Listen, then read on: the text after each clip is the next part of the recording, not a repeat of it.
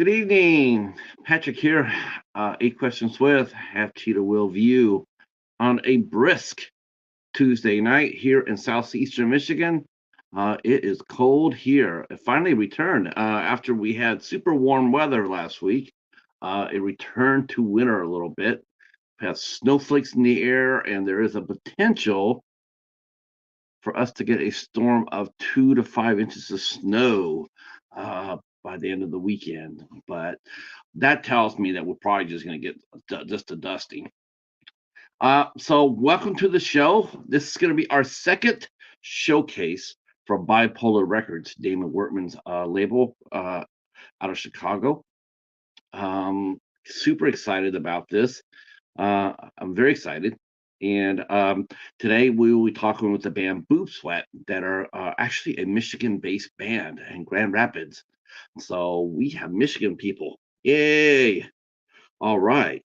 Um, last month, we interviewed Blind Adam and the Federal League, and I hope you guys go back. I put the link into the to that interview.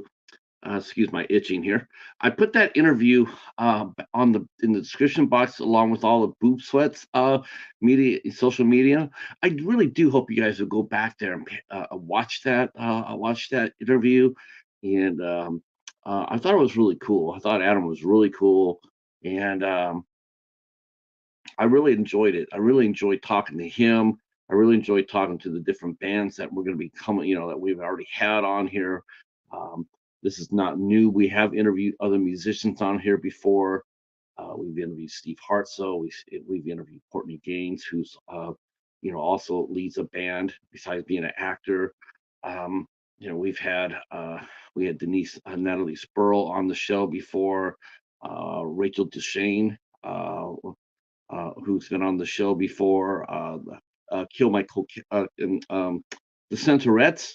I'm thinking about Kill My Coquettes because I'm still digging on that Berlin cover they did, the Metro. Man, that's a kick-ass cover. Um, and we also did the Coquettes, who were up here and who are our good friend Aunt helped us score a show with them. Of course, we've had the mighty Jerry Montano on the show, John Christ. Both of those are grade A elite musicians. Those are the musicians that you pay big money to see for the respective bands. And we're gonna have some more on. We're gonna have more music coming on here on the show because I really enjoy talking to musicians quite a bit. Like I said, I don't necessarily play, but I love to listen, right? I mean, who doesn't? Um, in the description box below, we have all of Boob Sweat's social media links, including their Spotify page. And I learned something today about Spotify, which I did not know.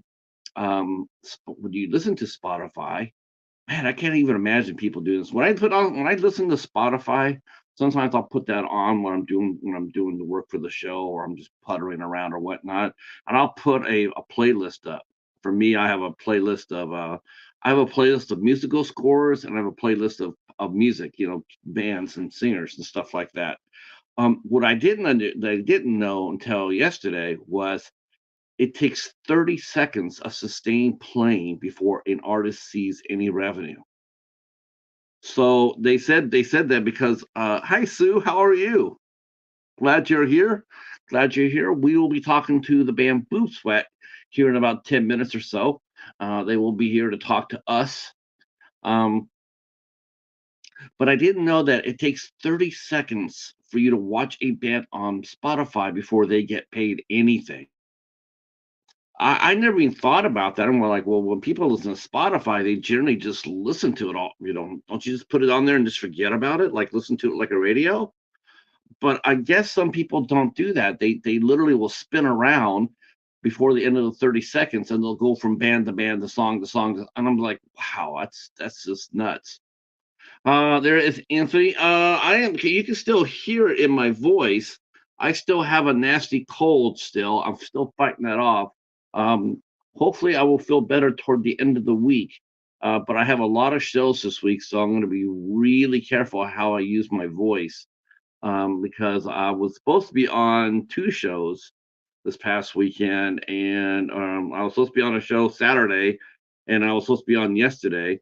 I want to say thank you both to Mike from Did You Z That, who graciously invited me on, but I managed to give it a go, but I only lasted like 30 minutes, and then I was done. And I also want to give my hats off to Gareth from Video Tasties for having me able to come up to yesterday to talk to Neil Marshall. And again, I didn't feel like I just too busy hacking and sneezing, and I did not want to do that to Gareth or Neil or his guests. So I passed on that opportunity yesterday, out of respect. Um, and so I'm hopefully both those gentlemen, hopefully both those gentlemen will have me on their show again sometime soon, when I'm healthy. And then I owe Anthony here. I owe Anthony a talk. We will talk, Anthony. I promise you, we will talk. I said we were going to, and we will. Um, let's see what else. Yeah, the Spotify thing really surprised me. I did not realize that. I just thought people would left it on there, and that's all what they did. Because I'm thinking to myself when I was listening to Boob Sweat, I listened to the record and I listened to the whole thing through. It wasn't me sitting here listening to like 10 seconds going, oh, wait, next song, next song, next song. I'm listening to the whole album. That's what I thought what you did with Spotify. But I guess some people actually don't do that. Strange. The musical, they're saying how the musical single, was this true? This is true. I know this to be true. There used to be back in the day, back in the 80s and the 90s, a musical 4 and 4.5 minutes. You wanted to have your best songs. You wanted to have them for okay, good old StreamYard. Having Ghost in the Machine. Waffles. Hell yes. What's going on, Waffles? Speaking of that, Waffles, I have a question for you, sir. Man, I hope you answered the right way too. I really hope you do. Waffles, are you a fan of the movie Spawn? Are you a fan of the movie Spawn? Do you know the movie Spawn? And if so, are you a fan of that movie? Really? Oh, we're talking. We're talking. Do you have your Instagram back yet, Michael? Do you have your Instagram or your Facebook back? Yes.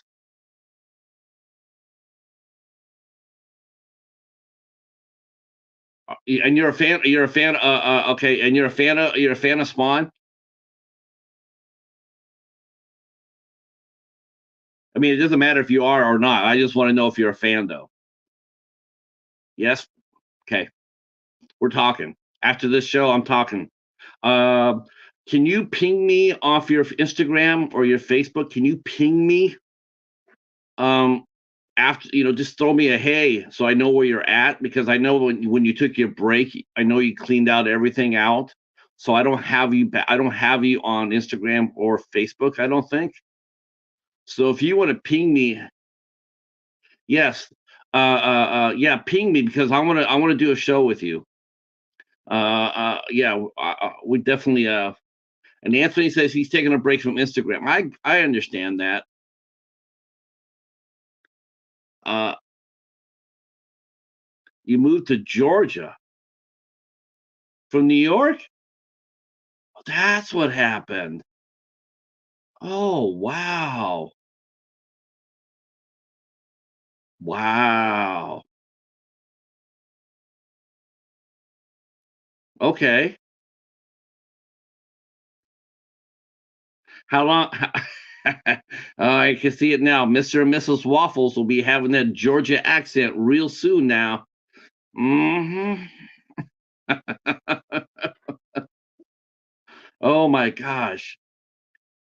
Have you taken the family to Waffle House yet? That's well. Waffle House is very big in Georgia. Oh, that's awesome. Oh, good, good. Because I got something for you. I got something for you. We're gonna have some fun. Yeah. Well, we're just glad you're back. I totally understood when you said you took your time off. I got it.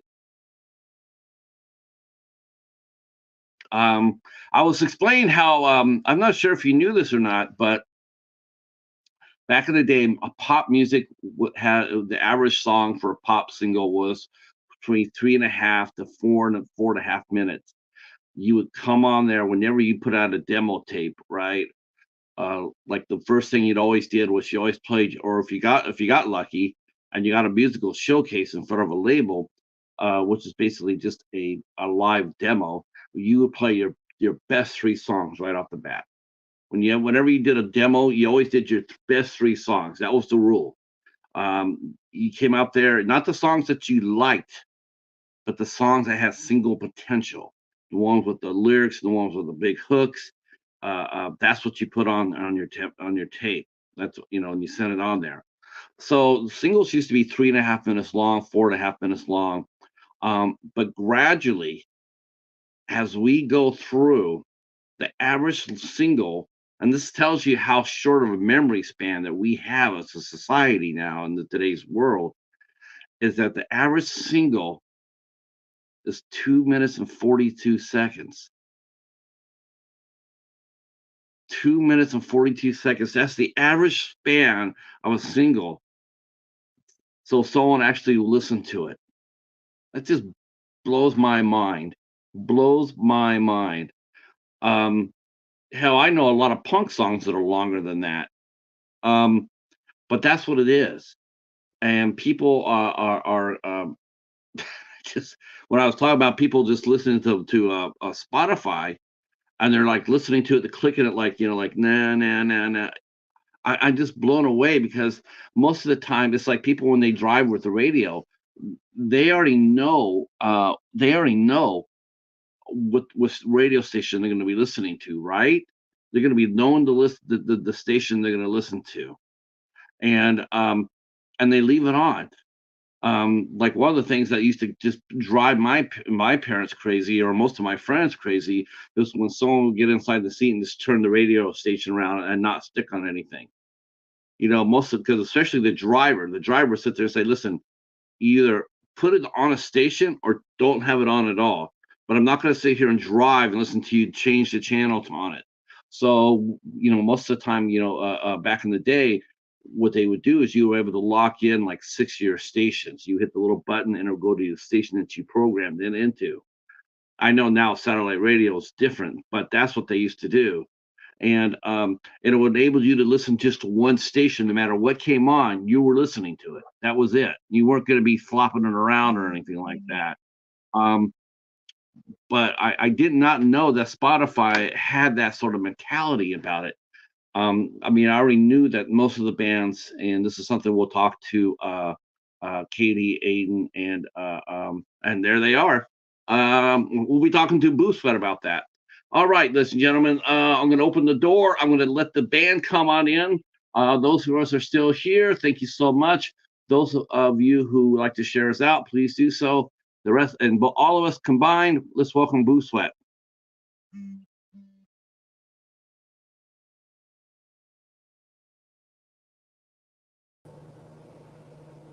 Heyo! Hello. Hi, Patrick. Hi, Katie. How are you? I'm good. How are you? Good. Oh my gosh, I'm gonna see if I can make you guys a little bit bigger. I wasn't sure if you guys were all gonna be together or split screen. Let me see. I got the whole gang with me today. That is awesome. All right. Yeah, that works. Okay, I can see all three of you. Hello. Perfect. Nice to officially meet you. Yes, thank you. Thank you for coming on, by the way. This is very exciting. I'm really happy that Damon agreed to do this with us. I suggested it to him after him and I talked before. I had the Centaurettes, your label mates, on. I had the Centaurettes on the show, and then I had Damon, and I said, Damon, what I'd like to do is showcase one of your bands on the roster every month. And I was hoping that that'd be okay with him, and of course it was, because he's a very smart man and he knows all about promotion. And so you guys are now the second band on the showcase and the third band overall.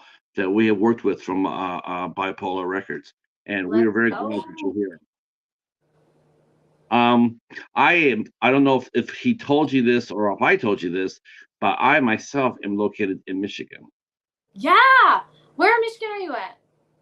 We are in Canton, which is about 18 miles out of Ann Arbor.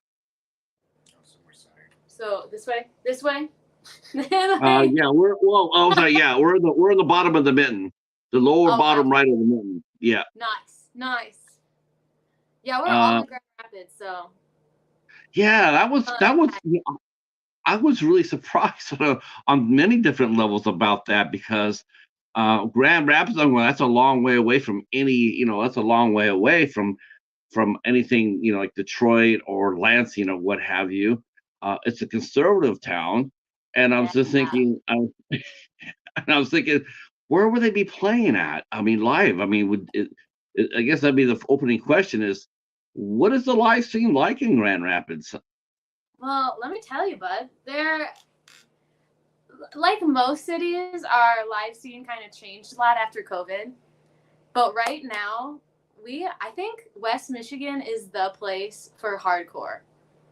It is crazy over here. You got people of all ages going to these shows. They're all selling out.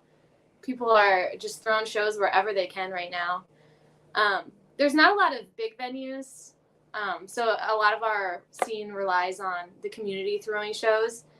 And we're just really lucky to have a lot of cool people in the scene throwing shows wherever they can.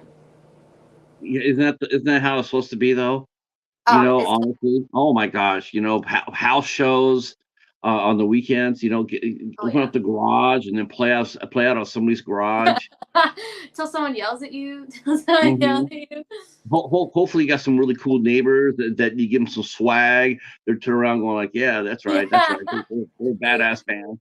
Yeah. You know, here's a new record. Here's a T-shirt. All right, you can play. And it's awesome because when the community runs the scene, that's when all the shows are more likely to be all ages, all inclusive, like not afraid to stand up for each other, not afraid to have each other's back and take care of each other. So I feel like we've been really lucky with what's happened to our scene. Even if some of the venues have been harder to get into, making friends has become a lot easier, and making connections has been really we cool. had a we had a venue out when I was working out in the Bay Area in the 80s and the 90s. It was called Gilman Street, 924 Gilman, and We a played our lot of third show ever there. okay, so you know it. So Yeah. that's the punk ethic right there. I mean, when you think of the original, we're all going to get together, all ages band area. That's what everybody remembers and reflects upon is Gilman Street. Oh yeah. Man, I mean that place just screams musical history.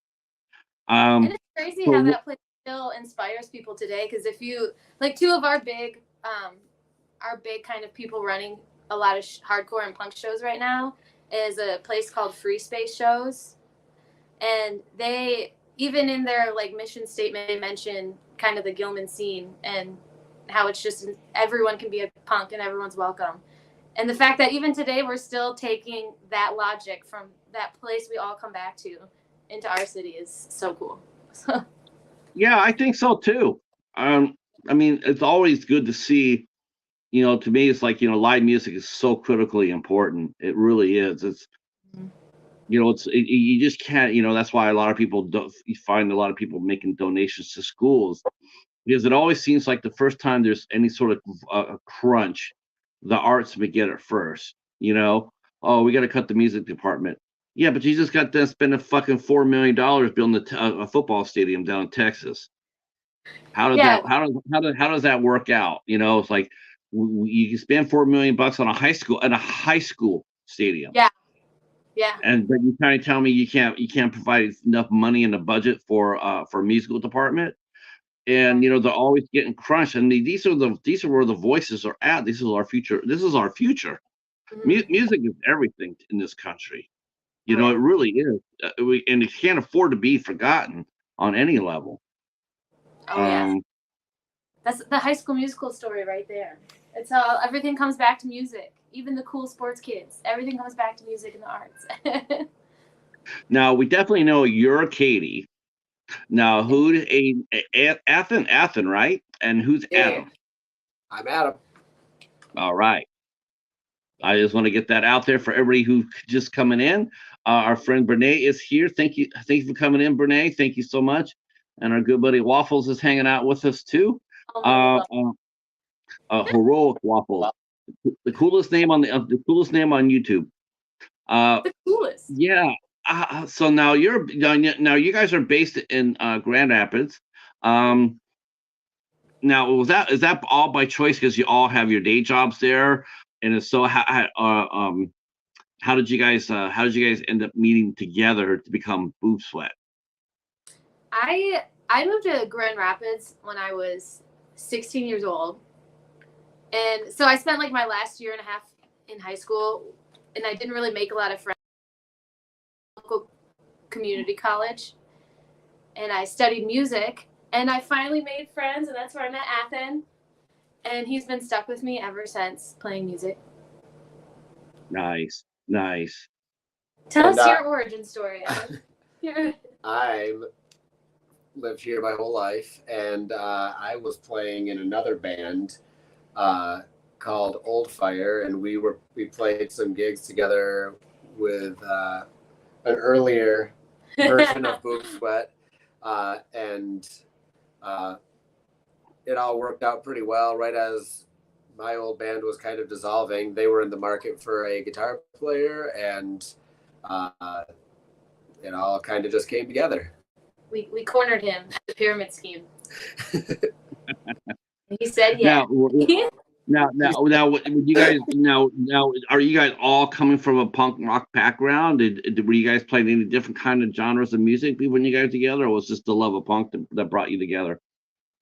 I played more metal previously in my life, and then in the past 5 or 6 years been kind of playing more punk rock. But I always grew up with it and always listened to it. Punk is, I mean, as a musician, is punk rock more fun to play? I mean, I know it takes. I mean, I could be out. I mean, I'm sure there's probably in punk rock musicians probably like, wait a minute, what? But overall, I just feel like it takes probably more skill to play metal. But isn't punk rock more fun to play though? Be honest, it's okay. It's okay. Yeah. I think it depends on who you're playing with. I also played guitar in a Danzig tribute band, and that's really fun. But that's kind of a for fun thing. Yeah, punk rock is faster. It's more straightforward, so you got more kind of room for shenanigans and fitting more melody in there for me. Anyways, I don't know. I think I like it all. I like playing music with friends. Exactly. It's all about who you're playing with. I feel like at the end of the day. Absolutely. That's funny you mentioned Danzig because we've actually had John and Jerry on the show. I know. We checked out that episode. I did. I'm a big John Christ fan, and I play him in a tribute band. So yeah. I do my best anyways. I wonder how would you feel if you were actually playing a set and he walked through the door and you're sitting there and you're playing, you're playing Mother, and then he walks through there. Man, I can't even imagine how you go there with all free and happy. He walks through the door there and all of a sudden it feels like the elephant just sat on your shoulders. It's just gotta be like, that would be so intense. But so awesome. Yeah. So awesome. Oh yeah. Would absolutely. Yeah. You'd be sitting there going, "Wow, what do I do? Do I just play it straight, or should I put on a little twist to it?" It'd be such an interesting dynamic to be, position to be in when someone walks in and hears you play their parts, and it's like, man, that would be interesting. That would be very interesting. Go from a 1 to a 10 real fast. Yeah. Now, I guess I'm just gonna talk about some of the stuff when you guys were growing up because I love this. I was a buyer for 10 years out in California.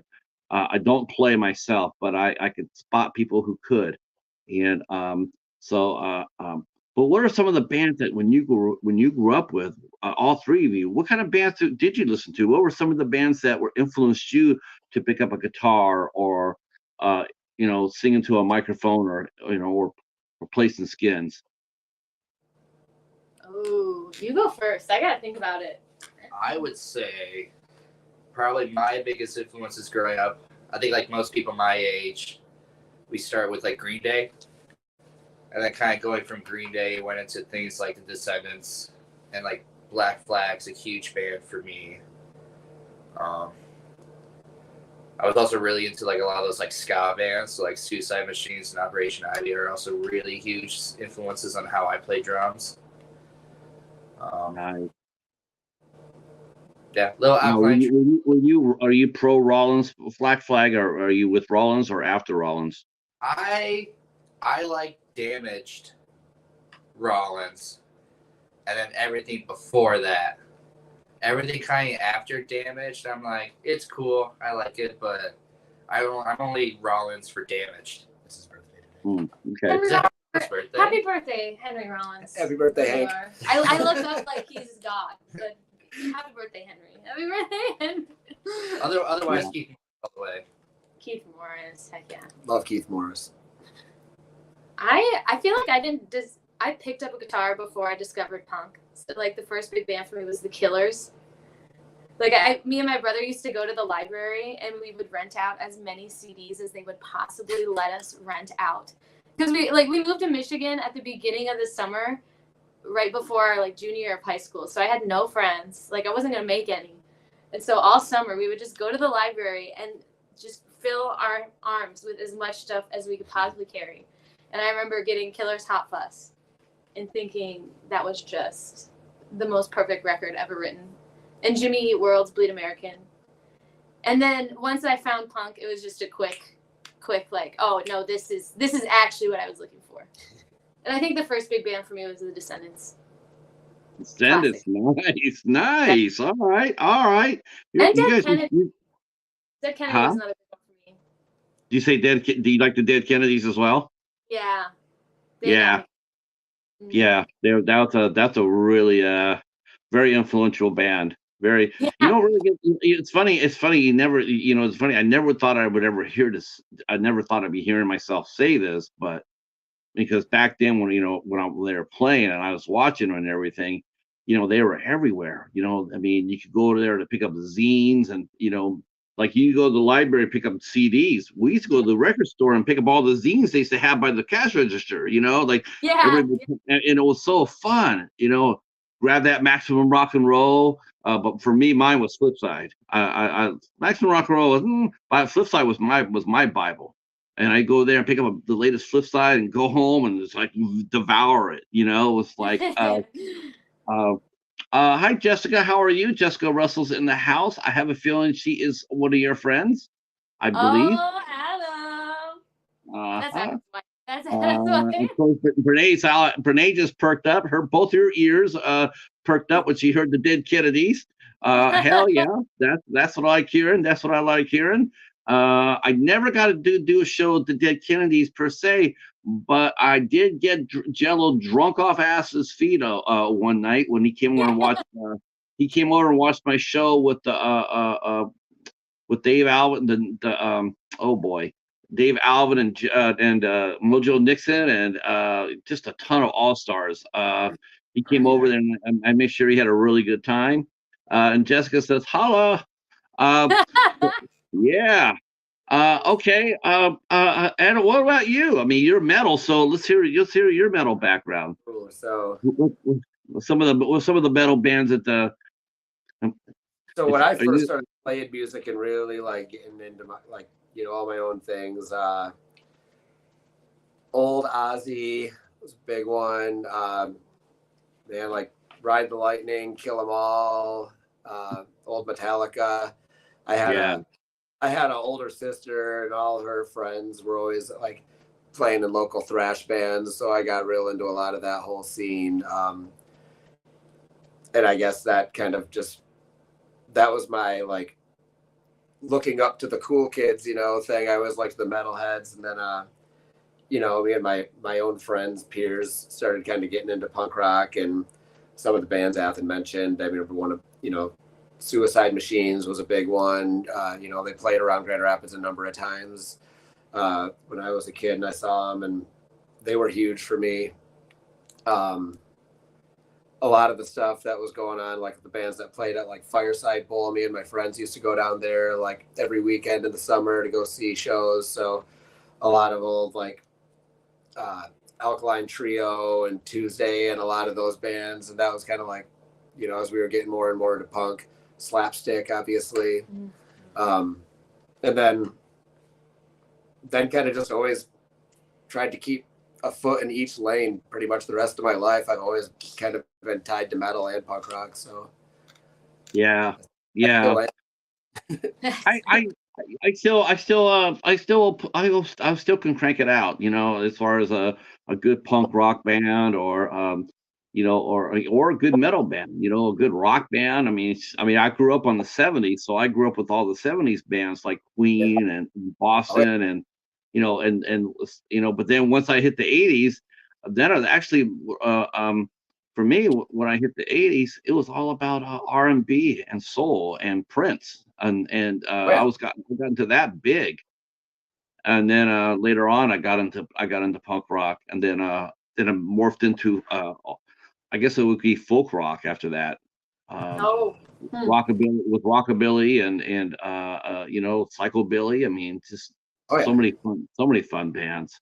Wow. Okay, so let's well, I want to talk about how the band itself. I mean, you guys all came from different areas, so when you guys were playing in different bands or what have you. But how did you guys? I mean, you know, what was the first time you guys all met together as a group? I mean, what happens when a band does get together for the first time? Like, okay, here's the three of us. What's the first thing a band does? What does it do? Is it just grab the guitars and drum and start playing just to see what the other's capable of? Do you guys sit there and say, hey, let's just go around here and start writing some songs? What's the dynamic when a band is coming together for the first time to play some songs? Walk us through that. We kind of had a unique experience because Boob Sweat has been ever evolving since we've started. And we're like post-COVID, we didn't really have a guitarist anymore. And so when we first met up with Adam, it was because we asked him if he'd be able to play on our already recorded EP. So we already had the whole thing recorded minus guitar tracks. So I feel like we kind of got nipped of our first couple real experiences as a band because we were just teaching Adam the songs rather than it being just in a room together, starting from scratch, being creative. And so that's kind of what we're figuring out right now. Even though we've been together for over a year, we've only really written one song together. And it's been really exciting seeing how our dynamic does play out. Because I've always just brought songs to the group almost fully done and said, hey, let's finish this. We have to record this in a week. Yeah. Also, our Boob Sweat has always run on deadlines. Like, I got offered, I said to you, our third show ever was at Gilman. I accepted that show before Boob Sweat even had any music. So, like, from the beginning of this band, we have just been, like, rushing deadlines, just getting stuff done because I said yes, now we have to get this done before we get to this event or this time or this announcement. Now, were you living in the Bay Area at that time? I mean, it wasn't like you got a call from Michigan and hey, come down to play the one show and go back home, was it? No. So we kind of made a trip out of it, like played a couple shows on the way down and up. But it was just when we were playing a house show, me and Athens were in another band called Ugly Flannel, and we were playing a house show with a band from California. And one of the people in the band, we just clicked right away. We were talking all night long.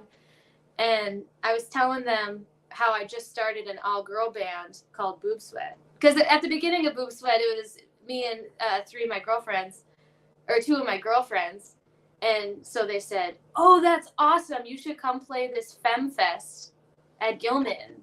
And I just immediately, I went, oh, yeah, that'd be so fun. Send me the details. because I'm the kind of person that's just like, sure, I'll figure it out. But I'm gonna do it. And so we accepted the show, got the details, wrote an EP, released it, got merch, and then booked some shows and drove down to California. Wow. Where else did you play at on the road trip? Where else did you play besides Gilman? We played. That was back in 2019, so I'm a little hazy, but I know for sure we played a venue called Seven Circle in Denver, Colorado. Okay. Which was one of the coolest punk venues we've ever played. Yeah, that was a cool place. It was because that was one of our first, because I was like 18 or 19 when we did that. So it was one of our first real on the road shows that wasn't, like you said, we live in Grand Rapids, so we're close to a lot of big cities. But that was our first one outside of our Midwest bubble. And right. It was unreal, the hospitality and the kindness and the interest people had in us just because we were part of the punk scene. And that it was, so Seven Circle in Denver really, we haven't been back there since, but that one time, everyone there was just so kind to us and really showed us that the punk scene is everywhere. Now, the different venues have different vibes to it, don't they? I mean, like, and it's true. I mean, rock venues have different vibes, and then it's a folk venue, or a folk venue has different vibes than a punk venue. Yeah. Is it safe to say this is, and I'm proud to say this, but isn't it true that punk rock venues really are the warmest? Oh yeah. I mean, I've been around to a lot of clubs myself. And I mean, there's been some great rock venues, but some of the staff, some of the bands, they're, I'm saying they're not very nice, but they weren't so much not nice, but they were indifferent. A lot of guys be standing there just like, when the other bands were playing, they'd just be standing there, like just, it's like there's no joy in it, like they're getting paid to be there. And yeah, maybe they were, but man, I tell you what, you come over to the venue that I worked at, man, you just saw a lot of happy faces, you saw a lot of happy faces, a lot of good vibes. Why do you feel, how do you feel about that? I mean, why do you think that is for bands? And do you think it's one of the reasons why they love to, because you guys like to tour, obviously. Is that one of the reasons why you do like to tour, to get on the road, is because touring, it's fun. It can be fun. It can be hell on wheels, but it can be fun. And how many big tours have you guys done as a unit, as a band? As Boob Sweat, we haven't really. You only toured twice. Yeah, we've only toured twice, and both times it was stuff that I booked myself. So it was like so DIY. Like some nights you would play to 0 people and other nights you would play to everyone and all their friends came to the show. But I feel like punk is probably like one of the only words you can use to describe people, and I'll automatically trust them, just based off experiences we've had, because it's really, our community is only alive because people are driving it and feeding it and taking care of each other. We don't really have like big corporate like production companies putting us up. We're not getting Damon doesn't have a bus for you guys? No. Coming in 25. He's working on it. Should we go ahead and put him underneath the pressure already? Like, like next time that Boob Sweat goes on tour, it'll be in a bus. Well, Damon's actually a perfect example of this, because me and Athens, at the end of one of our Boob Sweat tours, our friend Athens got asked to play with our friend's band, the Lippies, because their drummer wasn't there, and they were playing this festival out in Wisconsin. Milwaukee. Milwaukee at X-Ray Arcade. Yeah, it was called Dummerfest, and they asked Athens to fill in on drums. So our last stop on tour was going to that festival and just like playing with our friends for fun. And our friends in that band afterwards introduced us to Damon, and they were like, "This is Damon. He's the coolest guy ever. You're gonna love him." That is the only time we've ever hung out with Damon. The only time. He met us at the end of a month-long tour after we had not like showered probably for like 5 days and drove 12 hours overnight to get to this festival that our band wasn't even playing. I was just playing drums for a band. And he met us, and our friends in the Lippies highly recommended him. He checked out our music. He met us and checked out our music, and then like I think 2 days later he texted us and we were like, "I want to put out something from you guys." He's like, "I don't care what, but like I'm gonna put out your guys' music." I was like, "Dude, we've only met once." Sure? And usually in the music world, like I'm very hesitant to work with people because I've done some stuff with like other genres of music, like pop or rock and stuff, and I have felt very betrayed and like undervalued. But because my punk friends were like, "Oh, Damon's the best," I automatically was like, "Okay, what do you want? Like, are we best friends now? That's cool." Like it's just that automatic connection of like punks trust punks, and it's like, and if you're not a good punk, you usually are out of the scene so fast that no one's recommending you to me, you know? Yeah, Right.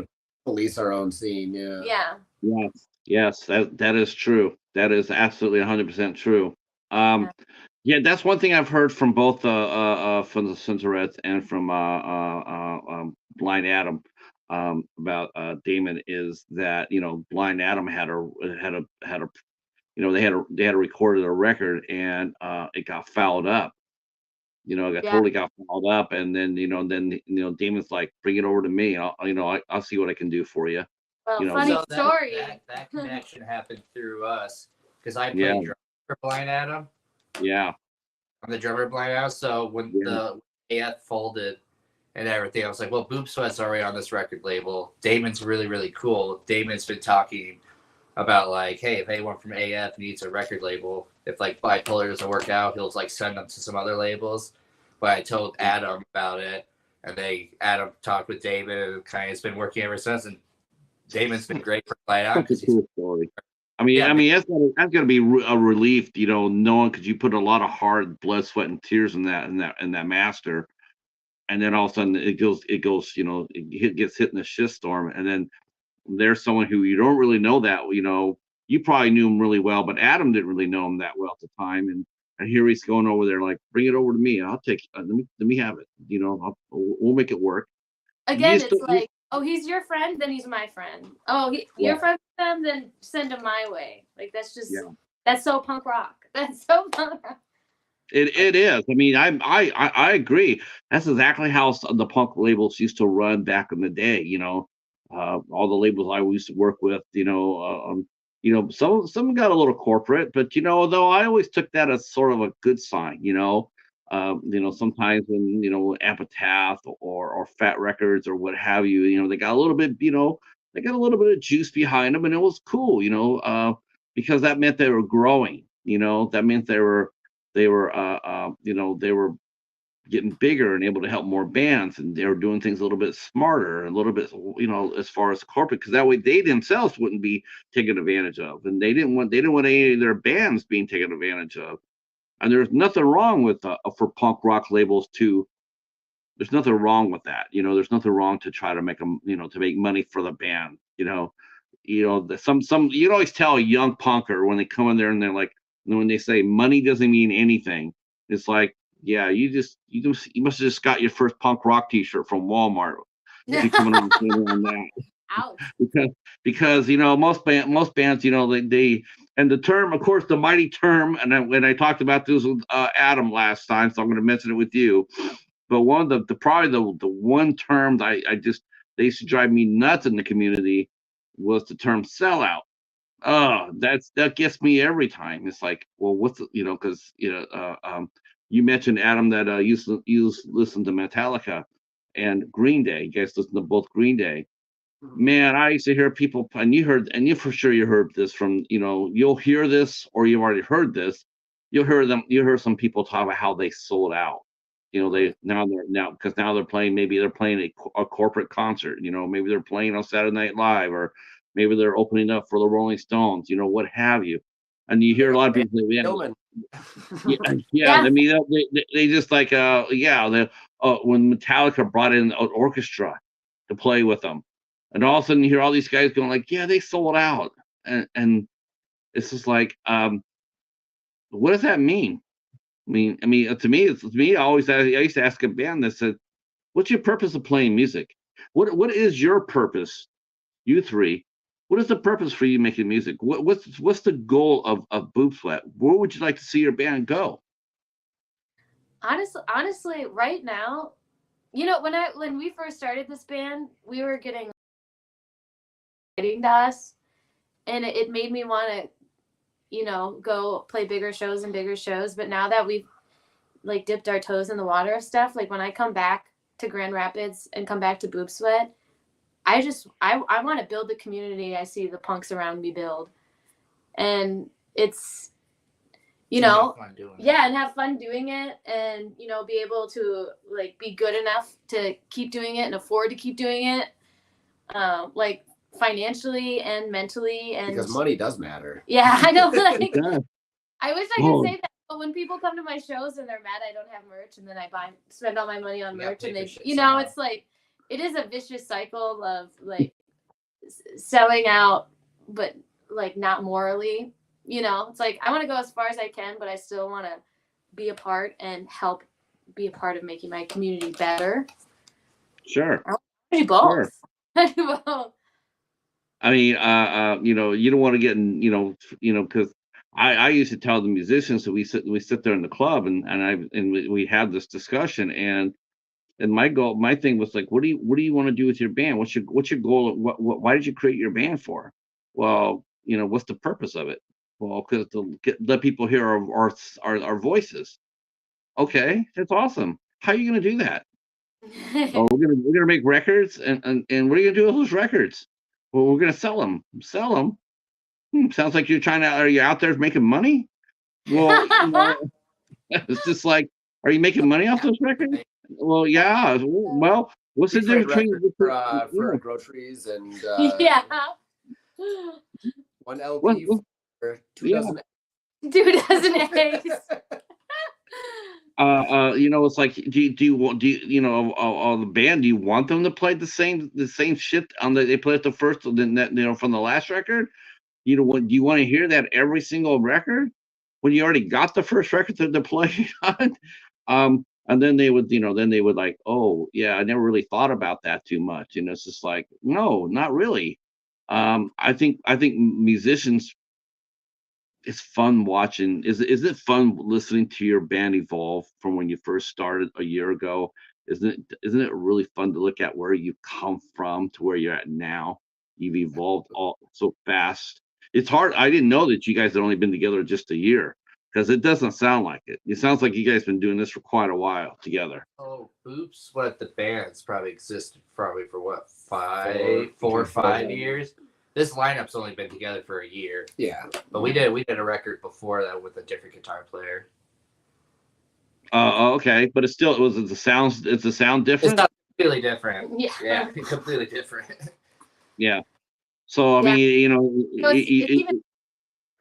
sorry. No, go ahead.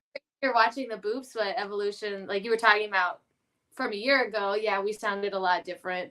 But then even, from our first guitarist to our second guitarist, we're all about just playing music with our friends, and we've been lucky to play with a lot of people. But that again did kind of end up with us not being able to put out a lot of music. And so now that we have Adam and we've been able to sit down together long enough to put out music, it is fun looking back on the evolution of Boob Sweat. And but now that we have Adam to do more music with, it's going to be so cool, not just looking back on the experiences, but also the evolution of our sound now that we have a solid 3-piece. Not what has happened before, but what is to come. Yeah. We're working on, we're kind of learning to speak the same musical language at this point, I mean, coming from different backgrounds, there's that period of adjustment, figuring out how other people play with, how, what do you refer to this as? What do you do this? How do you musically respond to this type of cue? And, like we're getting comfortable, I think, and more predictive with what we all do. you know, Yeah. and how it all works together. I know you guys mentioned you guys have 3 songs. I thought we'd take a little break right here to let you play the first of the 3. And then we'll talk some more and then play some more and talk some more and just take it where it goes. Heck yeah, let's do it. Let's do it. Are we too close with our guitars? Are we good? Oh, I can turn. Oh. So this first song, it was the first single off our new EP called Sorry We're Open. We dropped it in November and it's called Buzzards. There we go. Sit there. All right.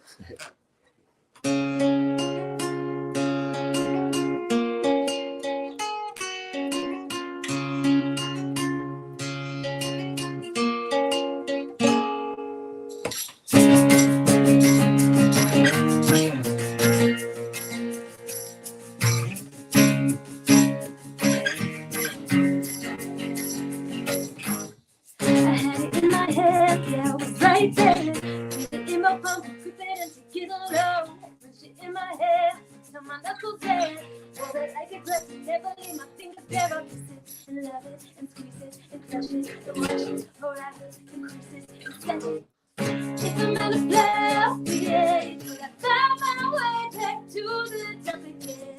If I'm gonna play off the edge, will I break my forehead after every day? If I'm gonna play off the edge, will I get away?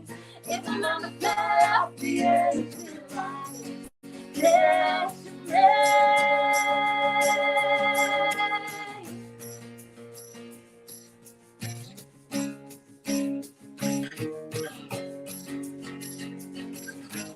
Had it in my head, yeah, it was right there. Then I dropped it in the crack, I feel good in hand. Between the seats, left in disbelief. Why don't they make a space big enough for my arm to reach? I'll reach it and grab it and pull it and tag it and carry it forever inside it. I like it when it back at where it should be. If I'm gonna fly off the edge, will I find my way back to the top again? If I'm gonna fly off the edge, will I break my forehead after every day? If I'm gonna fly off the edge, will I get away? If I'm gonna fly off the edge, will I get away?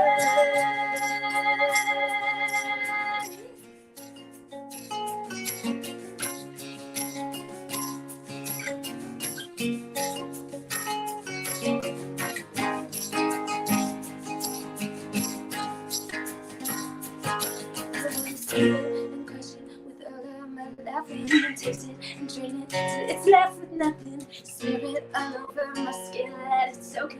Drop it, adore it, let it be my token. Wanna see it and crush it with all of my laughing. Taste it and drain it till it's left with nothing. Smear it all over my skin, let it soak in.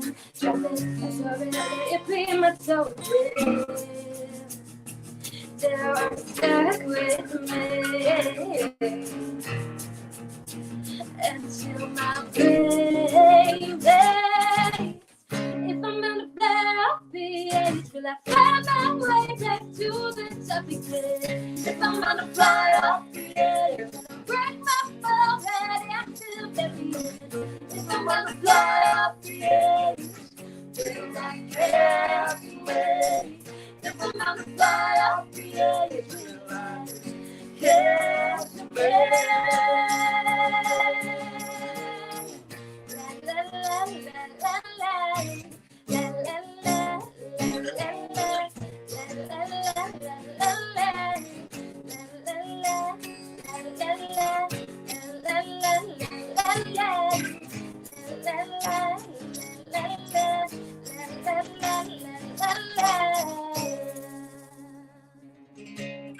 It's really, really pretty. Thank you. Really, it really comes. Like I described you guys as a power pop trio, and if you had one more female vocalist or a band member, I would almost say you're almost like the Fastbacks in a sense. Oh yeah. I don't know if you ever heard of them. I'm always dating myself. Have you ever heard of the Have you ever heard of the Fastbacks? I I'm have not not. familiar. Yeah.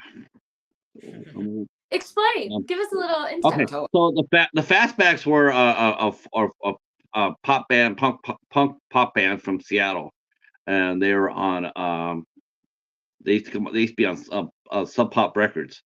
Okay. Oh, I know Sub Pop. I know Sub Pop. Oh, I know Seattle. oh I know my God! Seattle. I was gonna say you guys had heard of Sub Pop, right? I still think they're still Oh, yeah. around, if I'm not mistaken. Okay, so yeah, they used to. Oh man, their music's so great, so awesome. You guys are very melodic, very very cool sounding.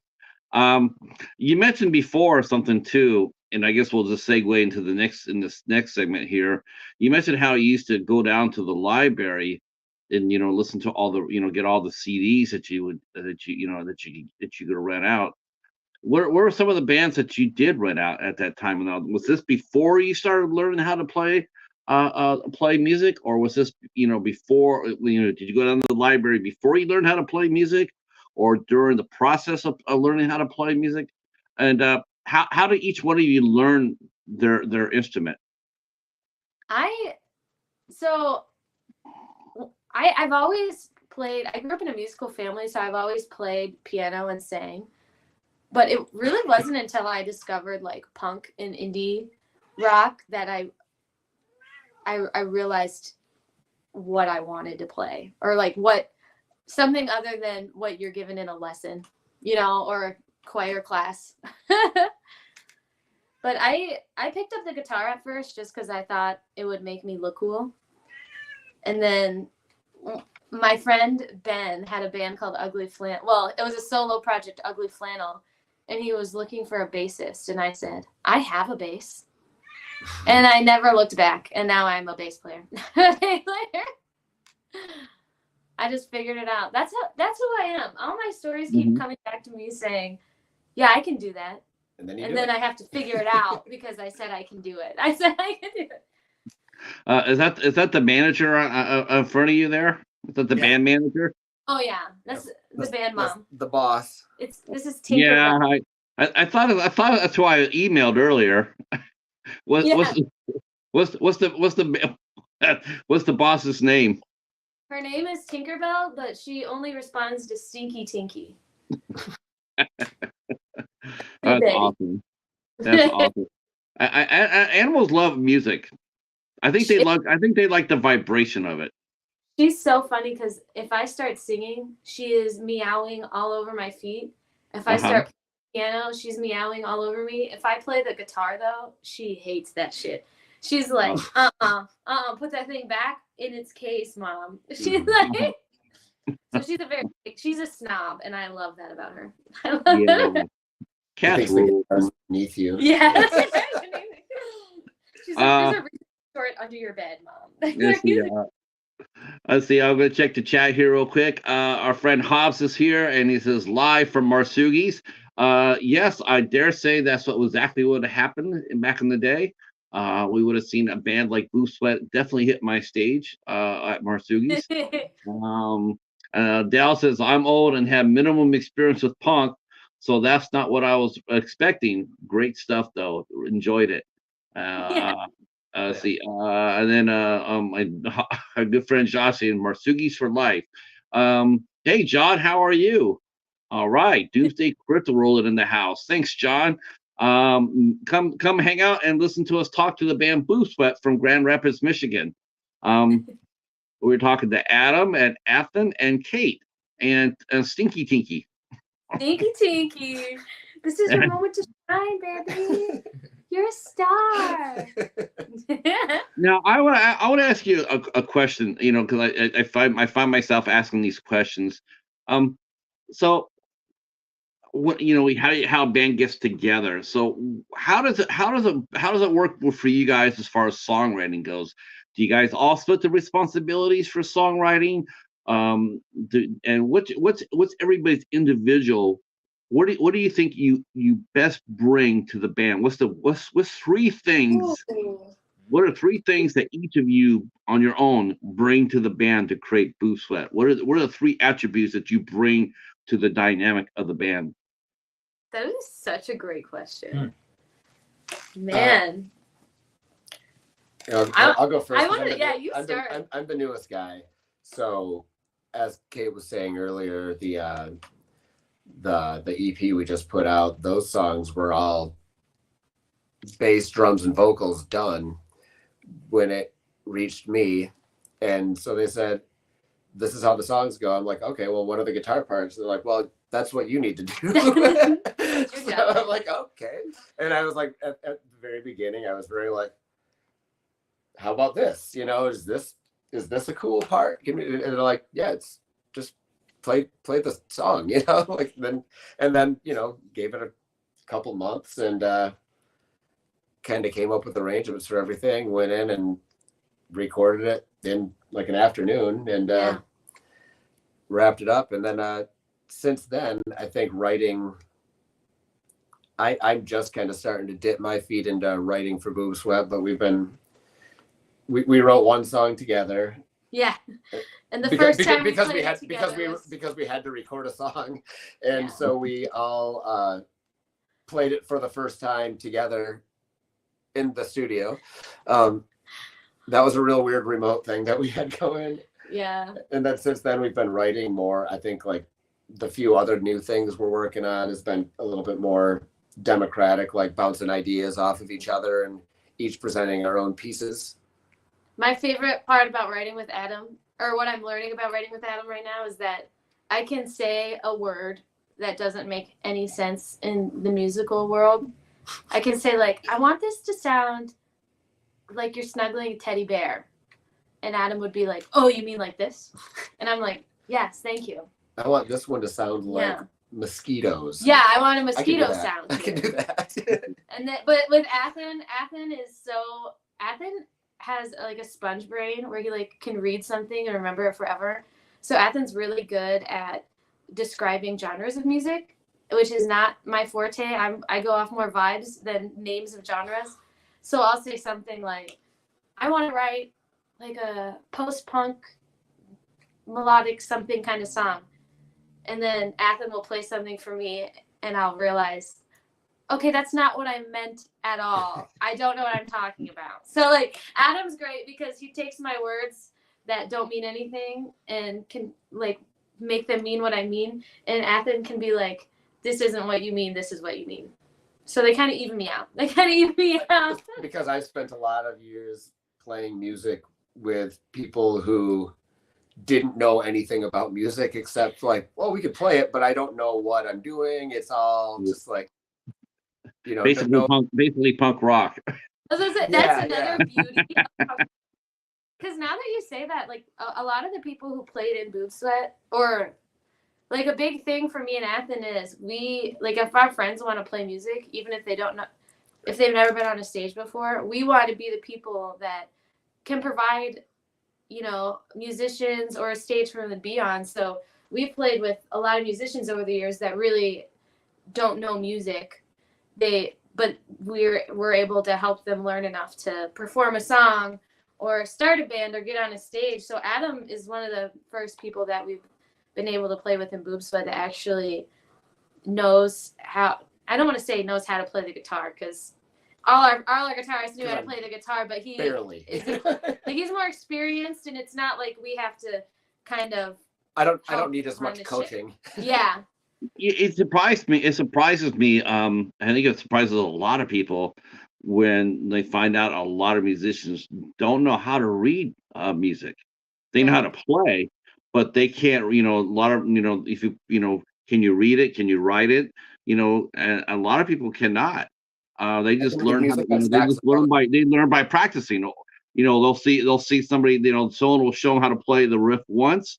You know, here's how Eddie Van Halen played it. Okay, instead of getting the, okay, let me read how he did it. No, they just sit there, watch the hand movement, and then they go back there and they practice it for a week, and they come back and they do a half, Eddie Van Halen for Christ's sakes, but they come back there and they do a half, they can rock it out a little bit. You know, it's not too bad. It's not bad. And it's like, how'd you do that? Did you read the lyrics? Did you read the notes? No, just picked it up. Yeah. Do you find do you find a lot of musicians that's how they do it? Is just they just go on, they just like, almost like an old-fashioned jam session, sit there in a circle and then play for a little bit and you watch what they do, how it sounds, and then you do it, you mimic yourself. And now in today's world, you can videotape that. Before it'd be like, how, you got together and I could videotape it and then you go back. Real easy. Yeah. I do you feel it's pretty easy if someone wanted to pick up a guitar for the first time today? Do you feel that they would have an easier time learning it today than you did back when you first started? 100%. Because I learned to play guitar with cassette tapes, putting in Blizzard of Oz or whatever it was, and trying to learn Randy Rhoads guitar parts. I mean, that was like when I set out to play guitar, that was like my guy that I wanted to learn. So I just listened to it. I'd learn 4 notes, rewind it, play it again, make sure, and just do that for hours and hours. And I would just go on Guitar Tab and look at free music online. I didn't have the internet. Yeah. No, I'm saying that's like why it was easier. Like I just went on Guitar Tab and I was like, oh, it's telling me how to make all these chords that are in the song. And that's why I think like now if I have to learn a song like those Danzig songs, I just between just being able to stream things, watching live videos. Yeah, that's a big one. Like, oh, he's playing at the 7th fret there. Okay, I get that's where I'm wrong. I'm like, yeah, it kind of makes it a little easier, but also I feel like get better at something and do it more accurately because of it. So. Mm-hmm. Yeah, I was gonna say when you play somebody like there's one. It's one thing to, grab a mic and sing like Vince Neil or something, go out there and rasp it out or something else, but or somebody like that. But to me, it's just got a little bit more respect is needed when you do pick up somebody like a John Price or a Slash. You don't want to go out there and just be a ham and egg or doing it. You want to go out there with some professional pride. It's like, hey, if I'm going to play this guy's music, I'm going to do my damn best to represent it. Even though it's not mine, it is for tonight, and I'm going to make sure it's done right. That's do you think musicians have a lot of passion about that today, even when they play their own music? Do you think there's a lot of passion for it, a lot of professionalism? Do you think that's increasing as you guys see more and more bands, or is it just because that's one thing I will say and about punk rock music is a lot of times it is a little sloppy. I mean, it is in a sense. It's they'll get out there and they'll like sling it around, or sometimes they'll before they know it they find themselves becoming a parody of themselves. Nice, as far as like a band I can think of right off the bat I mentioned before is a band called Dwarves. I love Dwarves. I love the Dwarves too. I do, but you know what? But they started getting some really good musicianship in the middle of that band. I know when Mike Fox joined that band, that band got elevated. It wasn't just we used to sit there with our watches. I'm not kidding you. I'm not even kidding you. We would bet to see how long that they would last on stage. And we all put money in a hat. We write down the time. We put it in the hat, and whoever came closest to whoever would win. One person, I remember this. One person said they won't even make it out of the first song, and by God, he didn't win. They made it one song. and the thing is, though, that was the performance. No one complained about it. The club owner didn't complain about it. And the fans, they didn't complain. But, yeah. But after a while, though, next thing you know, you started hearing these strange rumors that the Dwarfs were actually playing full sets, and people were like, "What? Yeah, they're playing full 35, 45-minute sets now."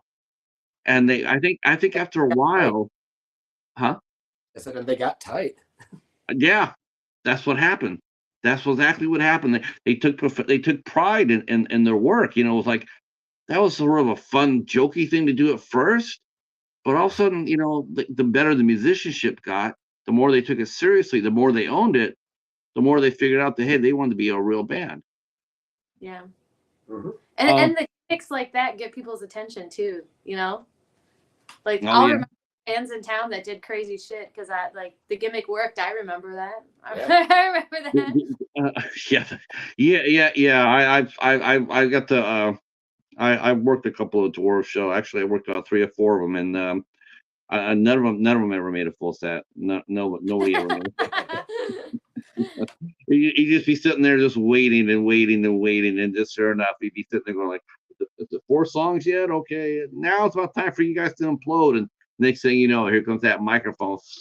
He's slinging through the you know, somebody would try to grab the mic, and then next thing you know, there'd be a microphone being slung into the crowd, and then the stage dive, and it's like, yeah, that's about it. What's the one band that you guys have shared a stage with that impressed you the most, and one band that you played with that you found sort of disappointing? Oh wow.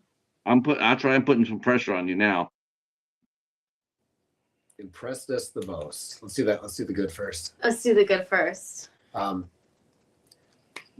Cop, Bad Cop. Back Up, Oh, yeah. Either Bad Cop, or The Last Game. I mean, that show, Yeah, both of those show. bands were amazing. And Bad Cop is just like they're one of those bands that isn't afraid to speak out about stuff, and they act it out too. You know, they use their actions, and not just in a way of activism, but in a way of just being so kind and caring. They practice what they preach, and to your point, like the warmth of the punk rock scene. When I met them, like they were just the nicest people that I've ever met, and it was really cool to share a stage with them. I was very happy, very honored.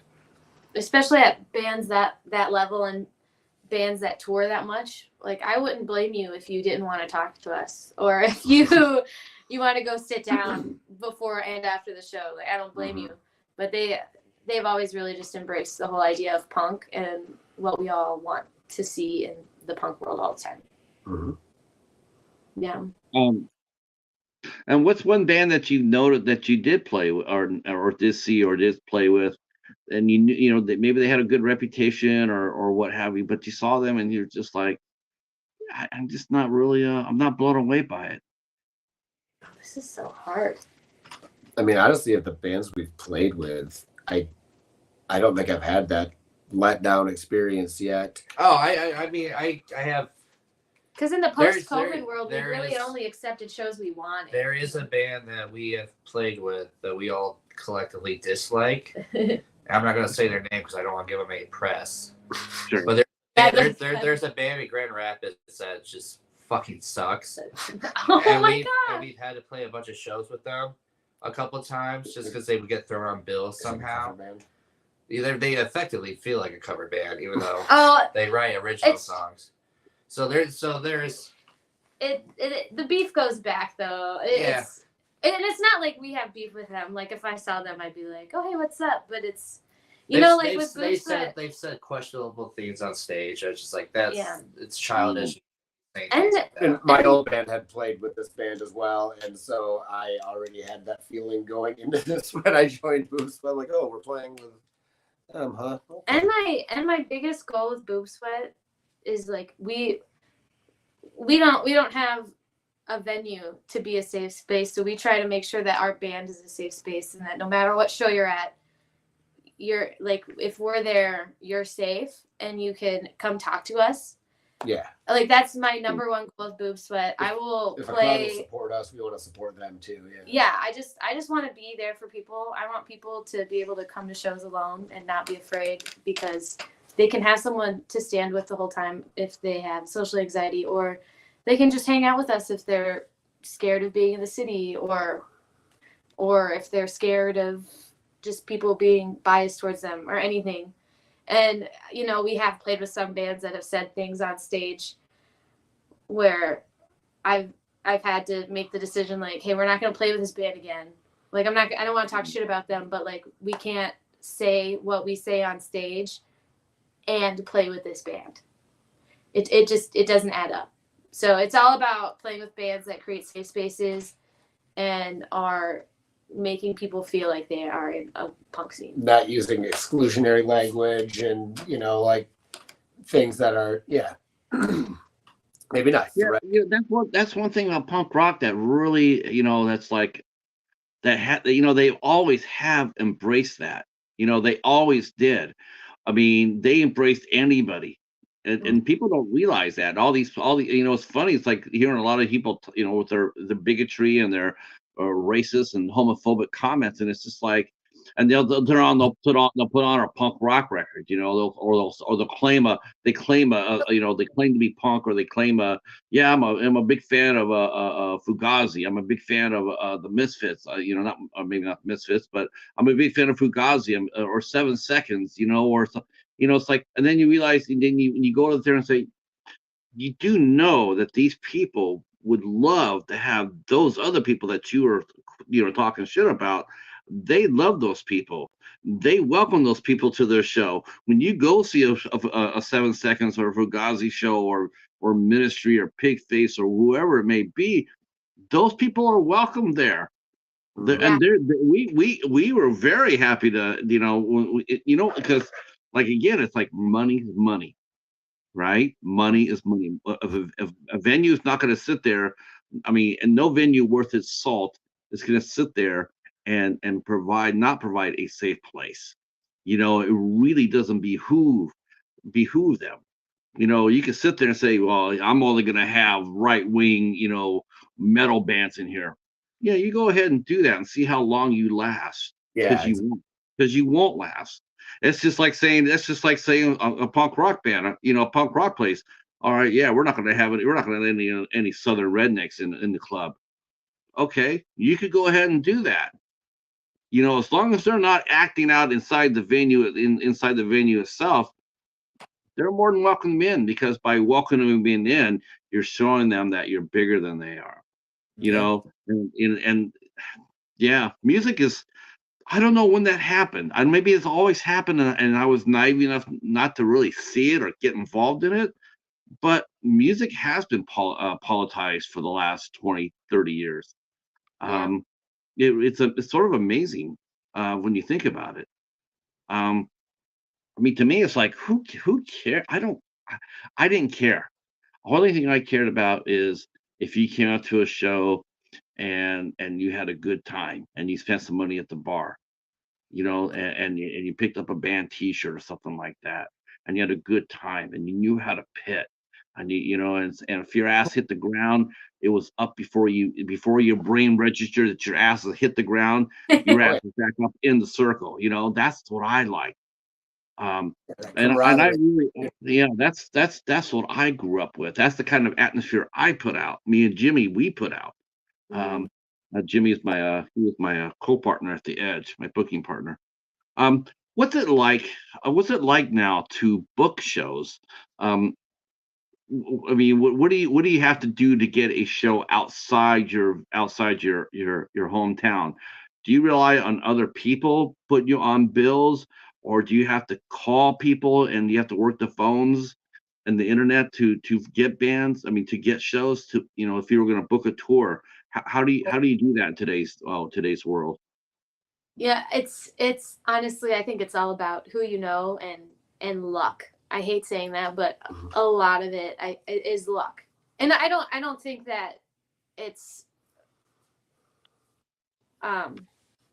like, and luck is random. I don't think it's like certain people have good luck and certain people have bad luck. It's just sometimes you get lucky and sometimes you don't. Because most of the time if I have a tour route in mind and I start thinking about how do I do this, I start making lists, and I have a few of my close friends, so I know I've toured a lot. I'll text them my tour route and be like, hey, if you know anyone in these cities I can hit up, please let me know. And sometimes that leads to my friends giving me contacts that will be like, oh, you're friends with so-and-so? I'll figure it out. Don't worry about it. And that city's knocked off. And then other times it's I'm on Facebook looking at a DIY tour page, or like Columbus, Ohio DIY, and just scouring for like just looking back through the past 6 months about all the venues people are playing at, which shows look like they filled up based on pictures, and just like deep diving into what people are saying. Sometimes I even just look at random cities and we'll message bands and be like, hey, I'm coming here. 1, could you help me? 2, if you can't help me, would you mind giving me the scoop on like what venues you think are safe for punks to play, what venues to avoid. It's really, I feel like a journalist sometimes booking tours, because you research so much just to figure out, because you don't want to play a random venue. I mean, at the end of the day, they're all random venues, because if you've never been to that city, you're playing somewhere you've never been. But you want to be as purposeful as possible, because you want to be in the safe space yourself too. You want to find the venue that you're trying to create in your own city. And we played in Louisville, Kentucky one time, and I booked the show. I reached out to just some local bands that I found online that I liked, and we got to the venue, and a bunch of people kept asking me, they're like, how did you get this show? How did you get this show? They never answer our emails if we want to play here. And I didn't do anything special. It was literally just luck. Like, oh, these people must have saw the word boob and thought it was funny and let us play a show here. You know, like, I guess some of it is just so random. And with social media now, it's like, do I email?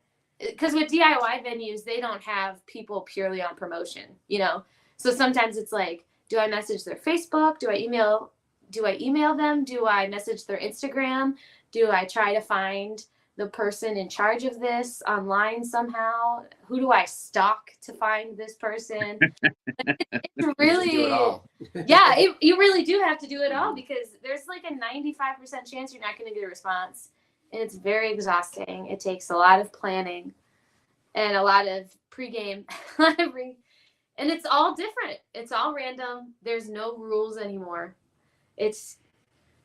And then when you show up, you're like, I hope this is cool. Yep. I hope we didn't drive 4 hours. And you learn to look for the signs of it not being cool, in case you need to duck and run. Yeah. Well, you know, the first rule as a touring band, the first rule is try never to book a Sunday or a Monday, you know, because those are the 2 slow days. You know, say, oh, yeah, I can fit you in on a Monday night. Yeah, how about a Wednesday? All right, you know what? We got a request for another song from Jessica, so I think it'll be a perfectly good time to stop right here and crank out one more song. In fact, why don't you go ahead and crank them out back to back, and then we'll go ahead and finish out the show afterwards. Awesome.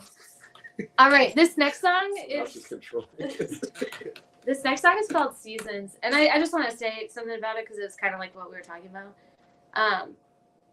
The punk scene is a very accepting place, and one of the words that means the most to me that I just wish I can express in punk music, especially in an age of so much cancel culture stuff, is grace.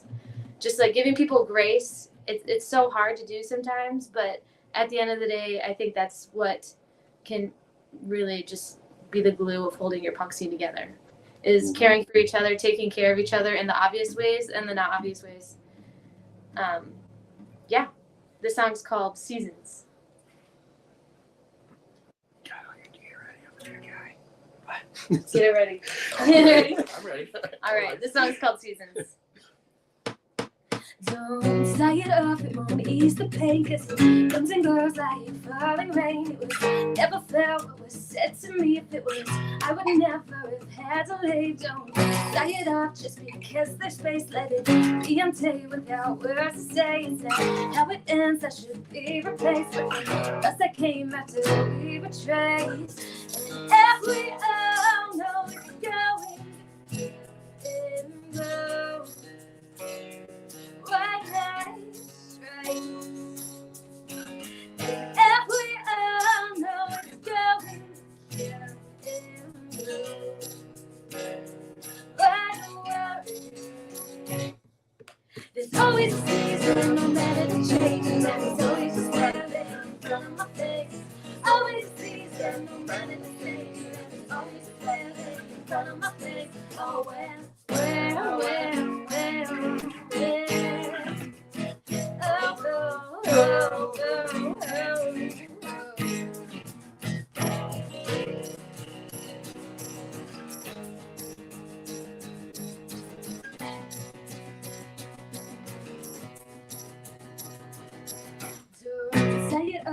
won't ease the pain, cause you comes and goes like falling rain. It was never fair what was said to me. If it was, I would never have had to let go. Say it off like it's not that bad. There's no coming home once the home's been trashed. We can live in dirt, have love endlessly. This is not the life Mom wanted for me. And if we all know it's going up and down, why they strike?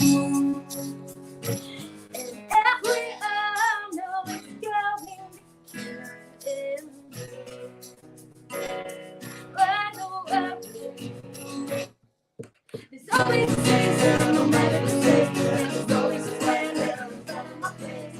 Always a season, no matter the change. There's always a plan that I'm out of my place. Oh, where, oh, oh, oh, oh,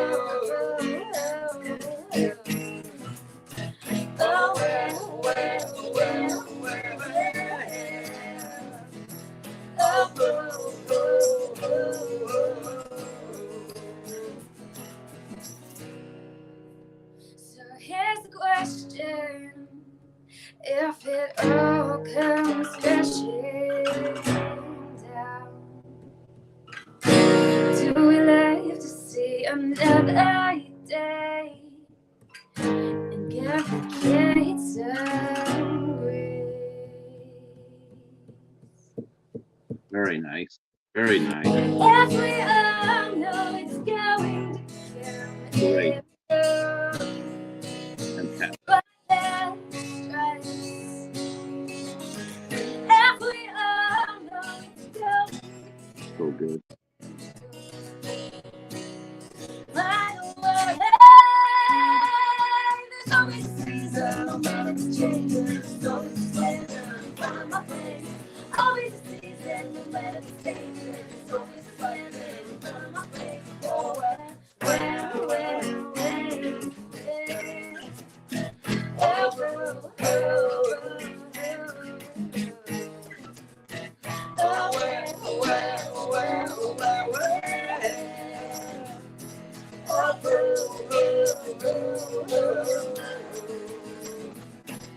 it's always a season. It's always a season. Yeah. Boom. Yeah. That's real good. That's excellent. It's you know, it's funny when are you guys surprised this?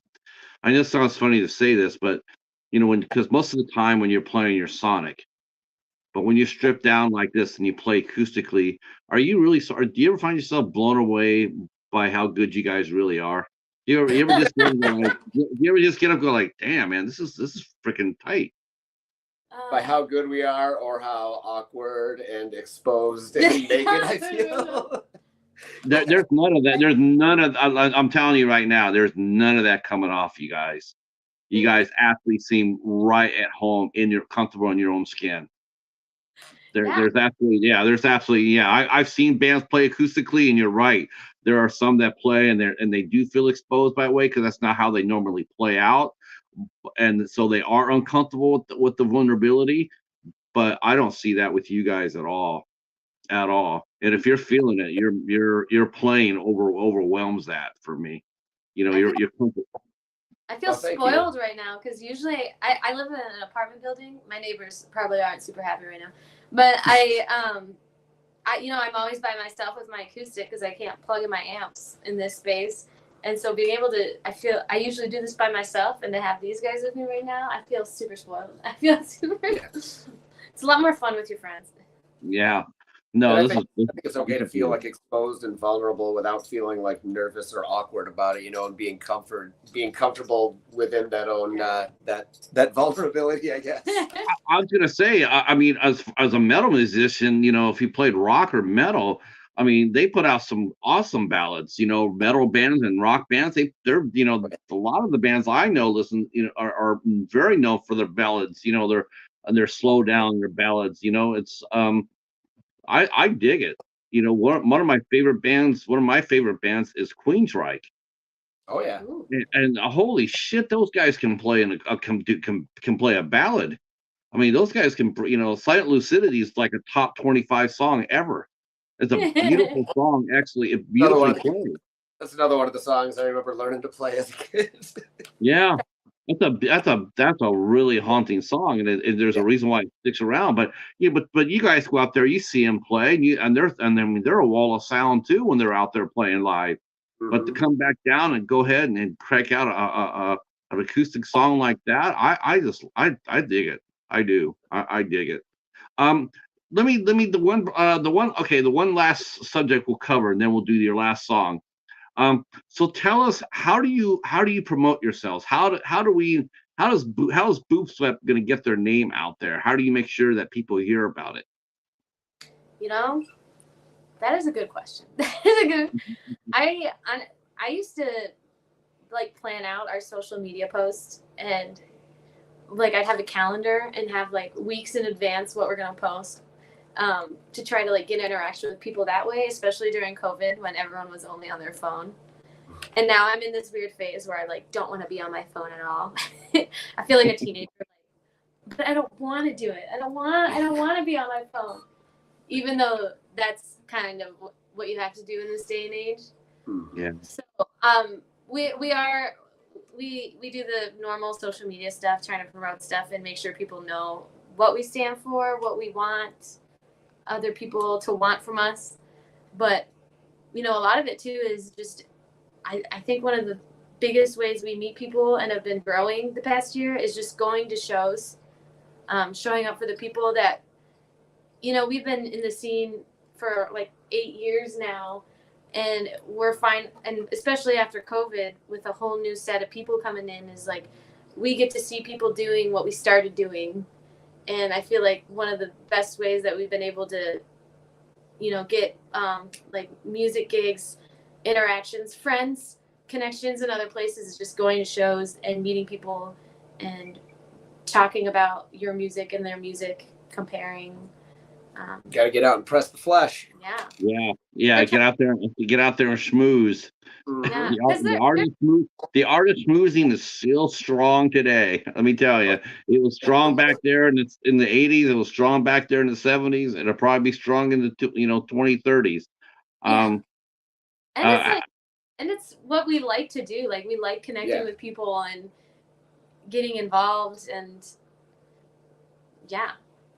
and it's still just as important, I feel like, as doing stuff online. So it's just more personal and intertwined. And those are the people I go and see in the Meijer, or there's people I run into at the grocery store or at a show neither one of us are playing.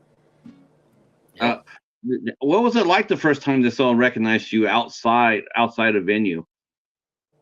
Oh, I feel like I'm always with my mom when this happens, because every time she's so shocked by it, and I'm like, no, that's just, like, I just know that guy. But it will never get old when people come up to you in front of your mother and go, "Are you the girl from Boob Sweat?" And you have to go, "Oh my God. Sorry, Mom. I'm the Boob Sweat person." I had one of those recently. My mother reached out to me. She's like, "So I was at the library earlier, and the librarian, who is a local musician, also come to find out, saw her name or whatever. He's like, 'Oh, are you related to Adam?' And she's like, 'That's my son.' He's like, 'Oh, blah blah blah.' So it's like, I go see these shows and these shows, and she's like, 'Oh,' because she doesn't." Oh, that's so cool. That's fun. That's fun. So promotion has evolved since back in the day. It's social media. Then it's sort of going back down to the roots, and that is pressing the flesh, going to support other people's shows. I always felt that was the best way to do it too. Oh yeah. Support other people's shows. If you show up to their show, they'll show up to yours. And if you build bills, if you can do bills together, hey, I headlined this time. Next time you guys headline. That sort of thing. Work on growing that following. And I mean, you have to do it all the time, though. Are you surprised, or have you been surprised at how much work it takes to keep your name out there? Oh yeah, like sometimes I forget how much how much work we've done. Just because we've been around for so long. Like, people will be surprised that I know someone, and I'm like, I mean, I've been in the scene for 8 years. I've ran into that person a couple times. You know, it's interesting to look back on or think about how long you've been friends with people, or how many different versions of your music people have seen.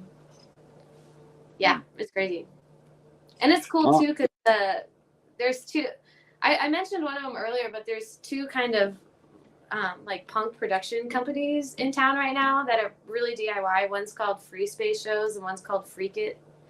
And we're all online. We're all still doing stuff, getting people to come to shows, but they're also trying to still be in the scene, promoting on foot. Like, you'll see posters everywhere. We'll be texting being like, hey, do you need someone to like street team the show? Like, I'll pass out flyers here if you want me to. Or there's still so much word of mouth that's happening, and it's so cool to see, especially after COVID, when, you know, you only heard about shows online for like 2 years. Yeah. It is really cool. It is very cool to see people still out there attacking a telephone pole with a stapler. Oh yeah. It's been a few years since I've done that. I get so excited about it every time. I'll like go on a walk and turn my head and go, oh, those are my friends I'm on the telephone pole right now.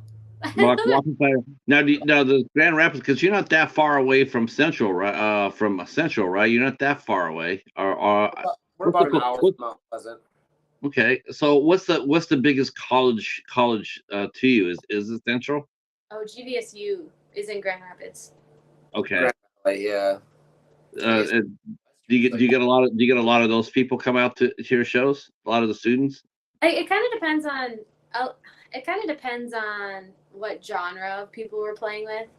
Like, a lot of the indie rock shows get college kids. A lot of punk, or we still have younger kids or kids who aren't in school a lot of the time. I think a lot of, like, as far as that goes, Kalamazoo is about an hour south of here, and Kalamazoo is Western Michigan University, and that's another, like, usually pretty thriving, like, house venue scene. Kalamazoo's always had a good, like, underground house venue scene that you get a lot of the college kids out for. It was like that along, you know, when I first started playing music, and I think to this day it's still very much like that. I think if you get a house venue in a college town, it doesn't matter who's playing, they're gonna come. Right. In Grand Rapids, it's a little different. Like, we don't have a bunch of house venues, so not a lot of college kids are showing up to random DIY shows. But if you have a house that like everyone's gathered at, usually that's when you get the college kids. I tell you what, we have time for one more song, and then we'll go ahead and close out the show. And thank you so much for being here. We'll talk after the song, of course. But thank you just so much for being here, and thanks to the chat for coming out here and hanging out with us. Our buddy Hobbs, he mentions selling t-shirts out of cars. So freaking cool how things were. I wish I could have experienced it. Yeah, I wish you had too, because it was a hell of a time. My friend. He another episode. We interview you and hear all more your stories. He found the club I used to work at on YouTube. There's some shows I have on the tube. He found a few of them, and all of a sudden he just got, because I told him about some of the stuff that I used to do, and I think it's one of those things where it's like, yeah, okay, but then all of a sudden then you find proof of it, and then it's like, oh shit, he's not kidding. And so he's been bending my ear about it lately. But I love it. I love the old shows. I love the bands. I love music. So this is a really fun chance for doing this interview show. It's very much for me. It's like booking a live show. It's like, live bands. It's like, you got to go out there. You got to find a band. You got to find the right venue. Find the right time. Bring them in and put them on stage and let them do their thing. So that's what we're going to let you do right here. So tell us about the last song you're going to play. So this song, oh man, this is an old song that just came to light on our new EP. It's called Thrown Up Mistakes. All right.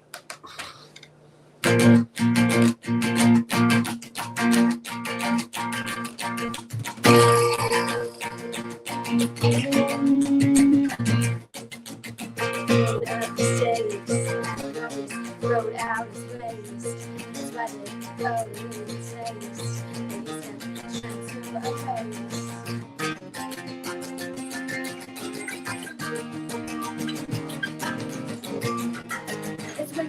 bedtime. It's way too past my bedtime. It's way too past my bedtime.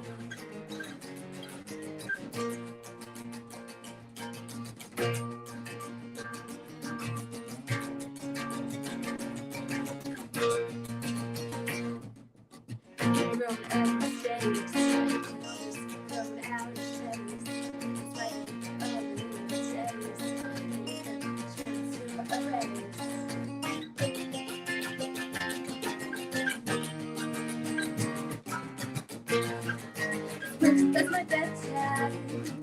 It's like that's my bedtime. It's way too past my bedtime. It's way too past my bedtime. It's way too past my bedtime. It's way too past my bedtime.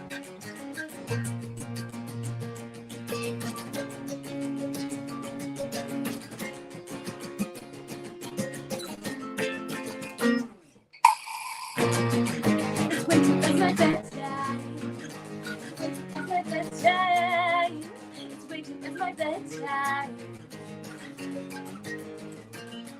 It's way too past my bedtime. It's way too past my bedtime. It's way too past my bedtime.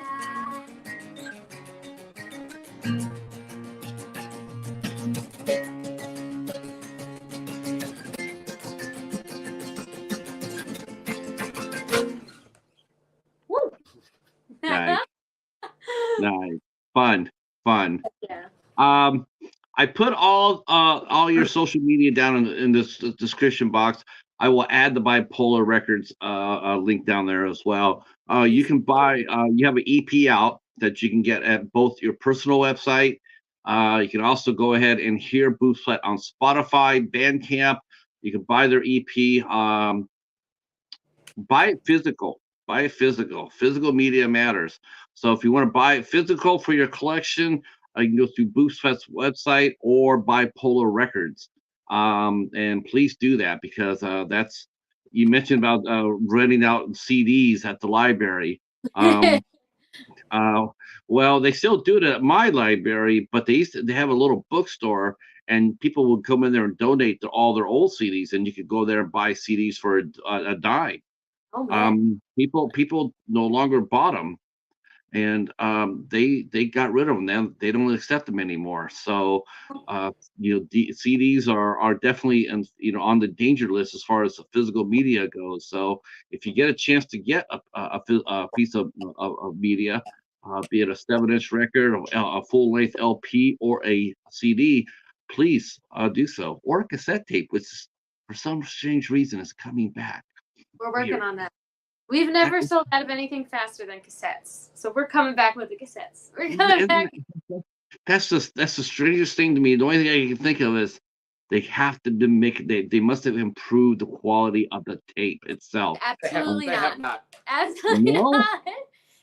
People this day and age they're not. That was never their only option. So now it's like a fun, new, weird novelty thing. I definitely think it's a novelty thing. But man, they sell like hotcakes. They never been pulling tape out of their Walkman, winding it back up with a pencil.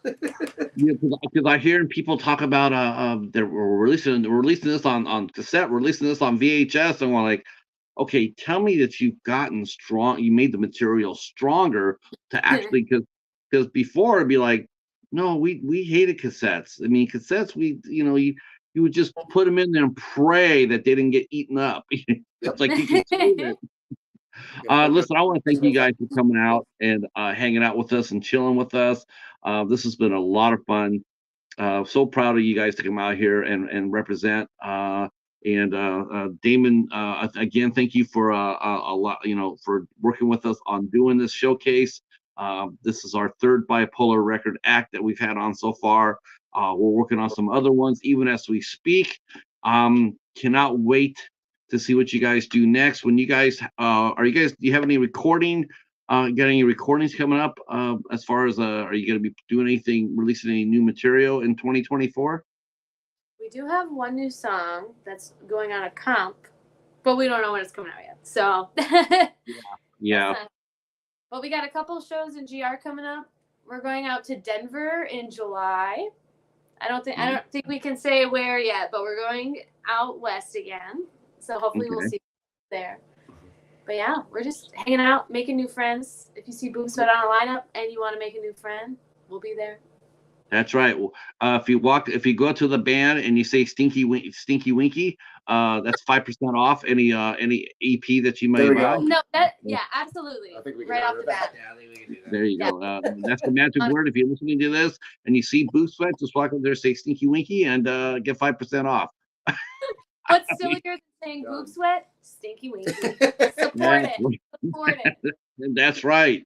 All right. Tomorrow night, boys and girls, we are back tomorrow night with the mighty Don Zombie. That's right. Our good friend, the Night Owl, will be here with us. And I will be joined by special co-host Lady Valerie will be with us. And we're gonna pick Don Zombie's brain. He's one of the coolest cats that we had in our movie community.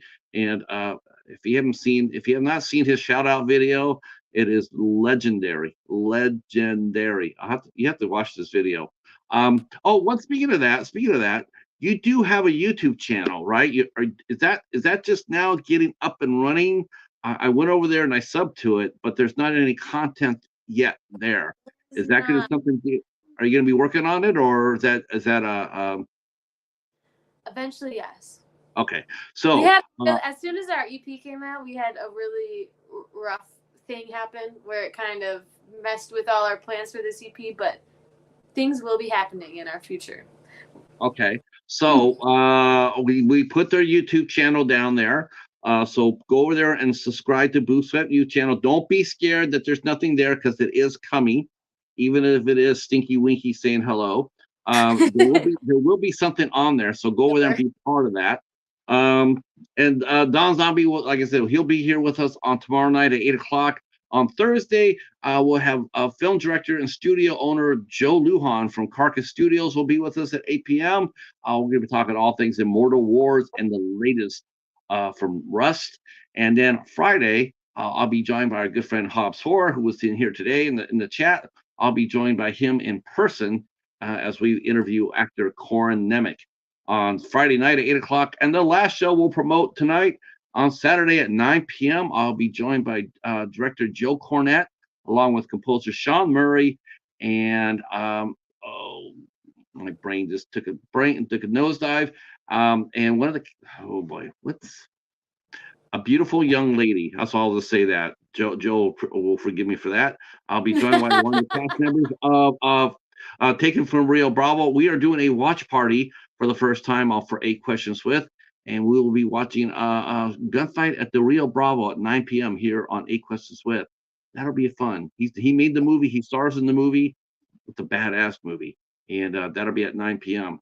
All right, boys and girls, thanks so much. We will see you tomorrow night with Don Zombie and Lady Valerie. Stay right where you're at, and to everybody else, good night.